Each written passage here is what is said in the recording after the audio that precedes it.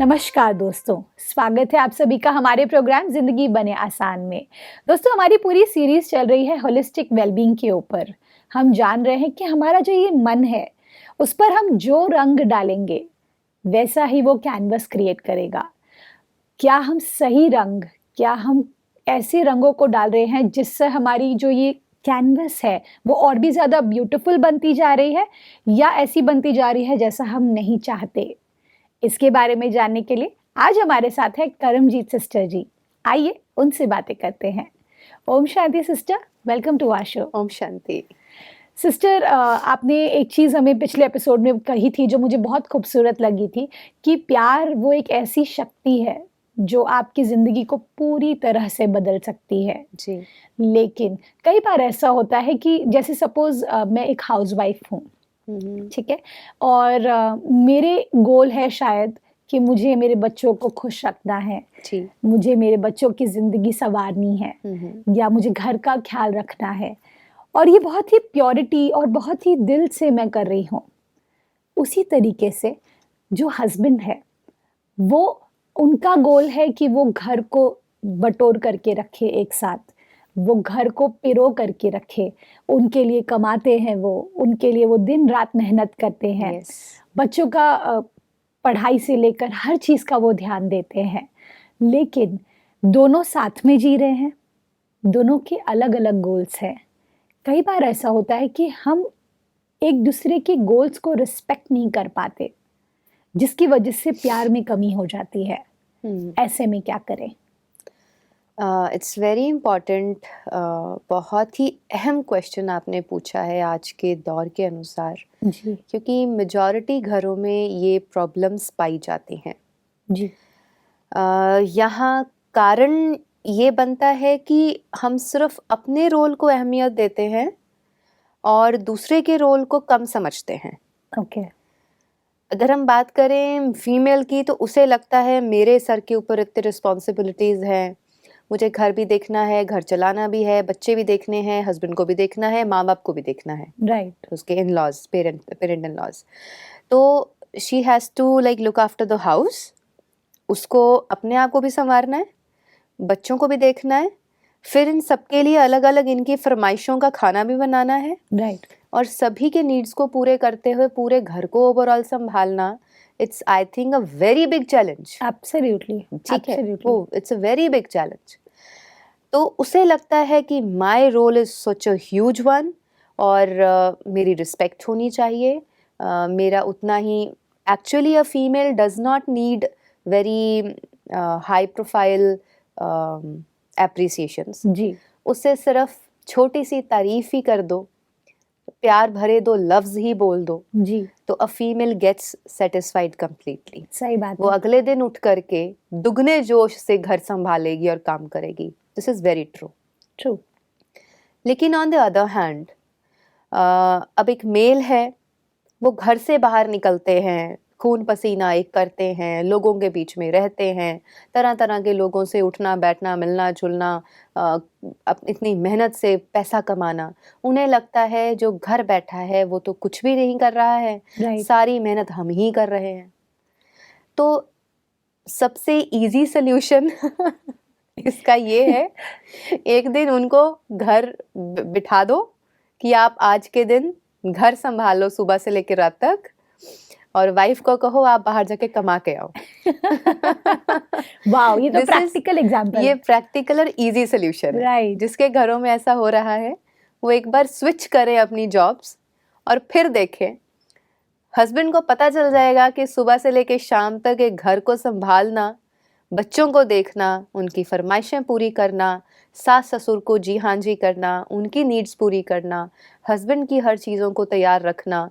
जब ये सारी चीज़ें करते हुए एक वाइफ को या एक लेडी को, एक हाउस वाइफ को अपने लिए वक्त नहीं मिलता, वो थक हार जाती है, तो रात में शी ऑल्सो नीड्स कि कोई बस उसको प्यार भरे दो लफ्ज़ बोल दे या उसकी टेक केयर कर ले। Right, yes yes.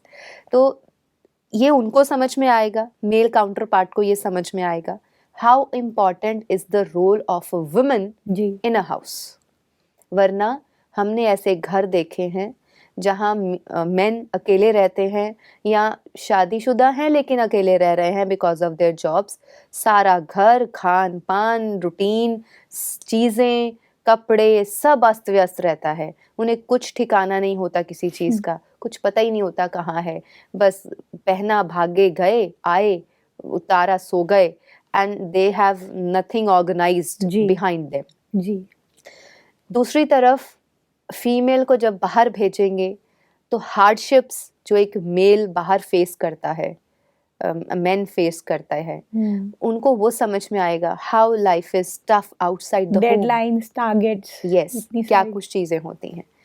But the beauty of relationship is the very depth, deep में जाकर के जो आंसर है वो ये है, दोनों अपने ही रोल्स पे हैं, दोनों एक दूसरे की रोल्स को समझते हुए, रिस्पेक्ट करते हुए, रिगार्ड रखते हुए, रात को जब आप एक साथ बैठे हैं डाइनिंग टेबल पर, बच्चों के साथ, बड़ों के साथ, अपने बुजुर्गों के साथ, या आप हस्बैंड वाइफ ही दोनों बैठे हैं, राइट, उस समय अपने अपने रोल्स को साइड पे रख के just as a life partners और एज अ गुड फ्रेंड्स एक दूसरे को कंपनसेट करें। राइट, तभी जाकर के next day you will be fresh again to catch hold of your responsibilities. वरना क्या होता है, वो उनसे खुश नहीं, वो उनसे खुश नहीं, इस सिचुएशन में बच्चे सफर करते हैं। तो बच्चे भी बड़ों से फिर वही सीख रहे हैं, बिल्कुल, वो बड़े होंगे फिर वो भी वही करेंगे। राइट, इसी तरह से आज हमारे समाज में, भारतीय संस्कृति में जो विदेशी संस्कृति आ रही है, वो दिस इज द रीजन। भारतीय संस्कृति की ब्यूटी ये है, ईश्वर ने ऐसा सामंजस्य बिठाया है परिवार में। जी, I'll tell you one, एक और ब्यूटी बताऊंगी इसकी, जी, कि एक परिवार में पेरेंट्स हैं, फिर उनके 2 बच्चे हैं, फिर शादी हुई, लड़की दूसरे घर गई और लड़के के पास उसकी शादी दूसरी घर से बेटी आती है, उसको अपने माँ बाप की कमी दूसरे घर में जाके महसूस नहीं होती because she has new parents as Right. In laws, और जो वहाँ से बेटी आई है उसके पास ये पेरेंट्स हैं, तो फिर आगे उनके बच्चे हैं। तो सभी के जो सदस्य हैं परिवार में, जब वो एक दूसरे का ख्याल रखते हुए, फीमेल है वो घर का ख्याल रख रही है, मेल है वो बाहर कमाने का ख्याल रख रहा है, तो इट्स अ ब्यूटी, जी, इट्स एक्चुअली अ बैलेंस। अगर आप देखें, घर संभालने वाला घर नहीं संभाले या कमाने वाला कमाएगा नहीं, तो सारा बैलेंस बिगड़ेगा और उसका इफेक्ट अल्टीमेटली पूरी फैमिली पे पड़ता है। सही बात है, और रिश्ते जब बिखर जाते हैं तो बच्चों की परवरिश भी अधूरी रह जाती है। तो ये समझना बहुत ही स्टार्टिंग में ज़रूरी है कि या तो आप अकेले रहिए, don't get married, but if you are taking this decision to get married, तो उसकी ब्यूटी, उस लाइफ की ब्यूटी को समझना बहुत ज़रूरी है, और वो बैलेंस लेके आना अपने परिवार में, that is very much important. Otherwise आपकी फैमिली लाइफ जो है वो अच्छी नहीं चल सकती। Right, this is the reason कि आज डाइवोर्स रेट्स जो हैं वो बढ़ते जा रहे हैं, true, because we don't understand and respect or give regard to the roles and responsibilities other one is handling. सही बात है, हमें लगता है मैं ही हूँ जो हूँ, बल्कि ऐसा नहीं है, एक दूसरे का सामंजस्य है। जैसे घर में या इस चेयर में चारों ही टांगे ज़रूरी हैं, तो चेयर पे आप बैठे हैं। जी, एक घर की 4 दीवारें हैं तभी वो घर खड़ा है, फाउंडेशन है तो घर खड़ा है। ऐसे ही एक परिवार में फाउंडेशन है पेरेंट्स, दीवारें हैं उनके बच्चे आगे, है ना, तो आगे छोटे बच्चे जो आते हैं, छोटी जनरेशन जो आती है वो उसको और 4 चांद लगाती है, तो तभी वो एक ब्यूटीफुल घर जो है नज़र आता है हमको। How beautiful. सिस्टर, जब हम बात करते हैं रिलेशनशिप्स की, कई बार ये भी मैंने देखा है कि लव हेट रिलेशनशिप, ये बहुत ज़्यादा आजकल देखा जा रहा है। जी, इसका मतलब जब कोई व्यक्ति किसी व्यक्ति को अगर प्यार करते हैं, उतना ही उनको हेट भी करते हैं, और उस बीच में, उन दोनों के बीच में उनको पता ही नहीं है कि वो क्या कर रहे हैं उस रिलेशनशिप में।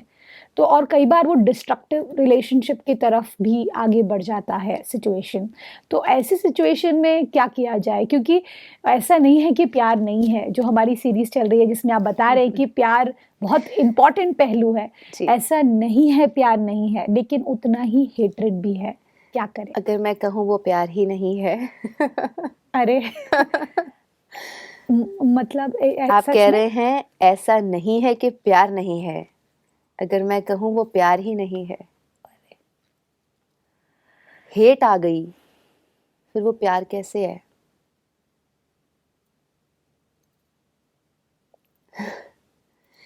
Love demands dedication, right. Agree? जी। Love demands commitment.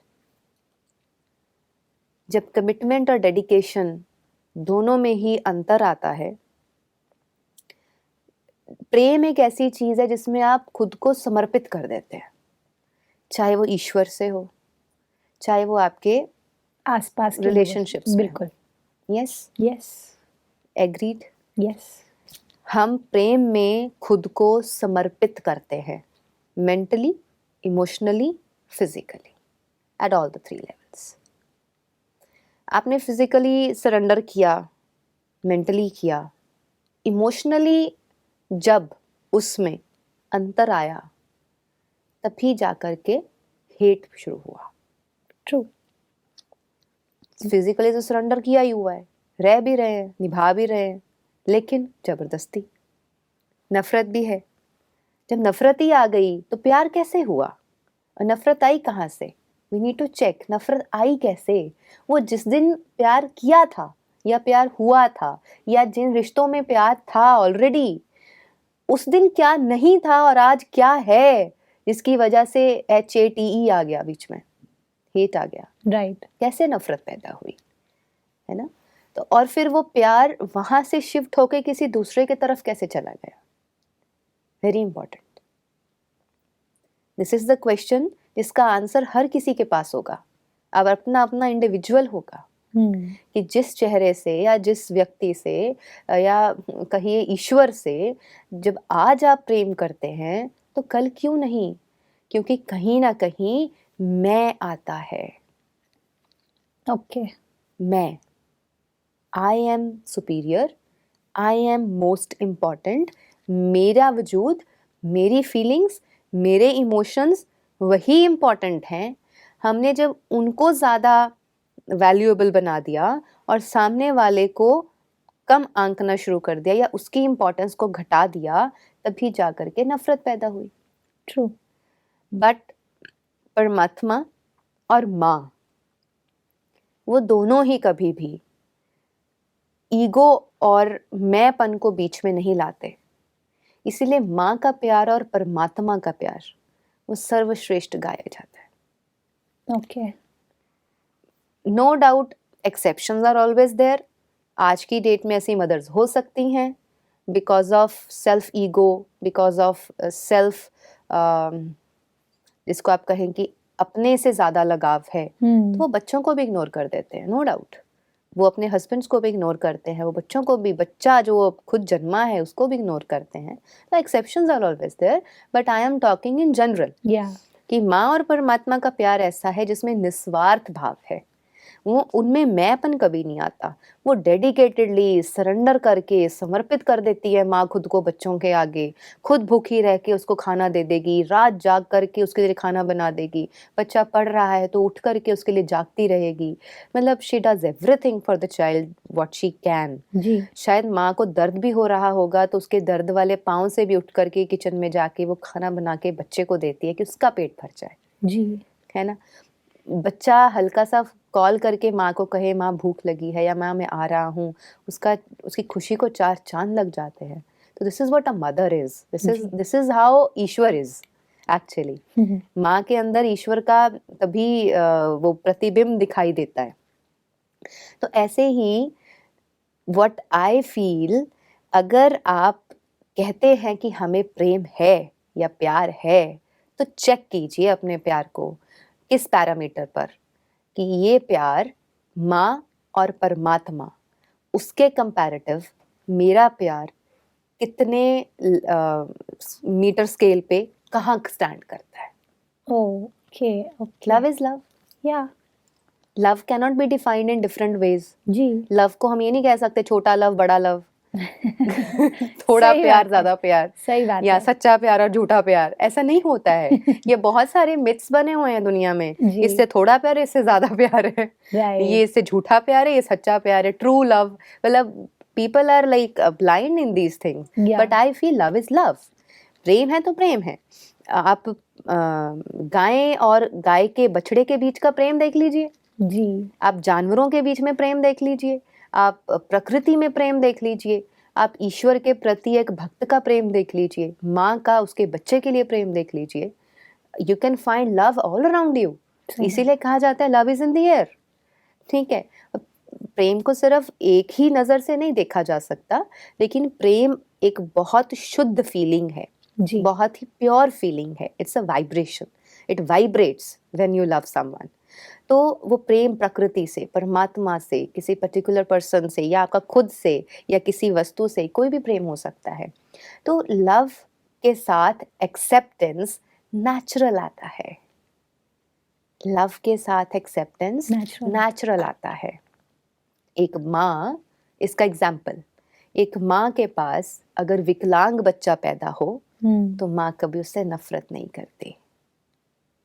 माँ के लिए अंधा बच्चा भी अगर पैदा हुआ तब भी उसके लिए वो डियर एंड नियर वन है, लव्ड वन है। यस यस, यस, एक्सेप्टेंस आ गई। बिल्कुल विकलांग है तो भी एक्सेप्टेंस आ गई। बिल्कुल। तो आप अगर किसी से प्यार करते हैं, वेयर इज एक्सेप्टेंस? एक्सेप्टेंस है तो नफरत आ ही नहीं सकती, और नफरत है, it is not love. Wow, so we should be very clear, प्यार है या नफरत है, वेरी क्लियर। बीच में नहीं रह सकते। नहीं।